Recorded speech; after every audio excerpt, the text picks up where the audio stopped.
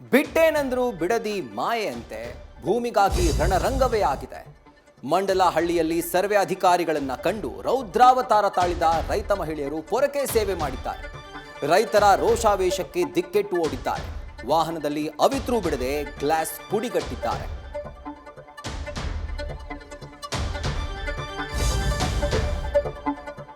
CM DKShi ನಂಬುವಂತೆ ಶುಭ ದಿನಕ್ಕೆ ನಾಳೆ ಒಂದೇ ದಿನ, ಅದಾದ ಬಳಿಕ ಆಷಾಢ.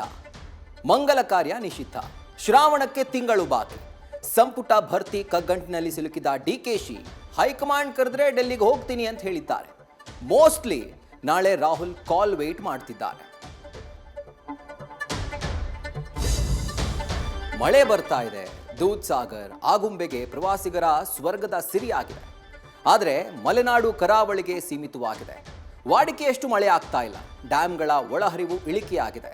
ಬರ ಘೋಷಣೆ, ಸಾಲ ಮನ್ನಾ, ಬೆಳೆ ಪರಿಹಾರ ಘೋಷಣೆಗೆ ವಿಪಕ್ಷಗಳು ಆಗ್ರಹಿಸಿವೆ. ಸರ್ಕಾರವು ವರುಣನ ಮೇಲೆ ಆಸೆ ನೆಟ್ಟಿದೆ. ಪ್ರೀತಿಸಿ ಕಟ್ಟಿಕೊಂಡ ಬಾಳು ಬಿರುಗಾಳಿಗೆ ಸಿಲುಕಿದೆ. ಬೆಂಗಳೂರಲ್ಲಿ ನವ ವಿವಾಹಿತೆ ಶ್ವೇತಾ ನವಜೀವನ ನೇಣಿನ ಕುಣಿಕೆಗೆ ನೇತಾಡಿದೆ.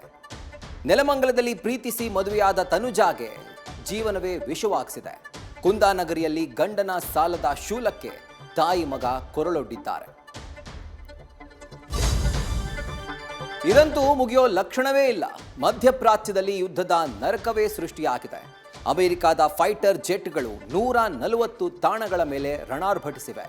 ಇರಾನ್ನ ಮಿಸೈಲ್ಗಳು ಸಿಡಿದಿದ್ದು ಅಮೆರಿಕದ ಹೆಮ್ಮೆಯ ಹಿಮಾರ್ಸ್ ಕ್ಷಿಪಣಿ ಲಾಂಚರ್ ಧ್ವಂಸ ಆಗಿದೆ. ಈ ಬೆನ್ನಲ್ಲೇ ಷೇರು ಮಾರುಕಟ್ಟೆ ತಲ್ಲಣಿಸಿದೆ.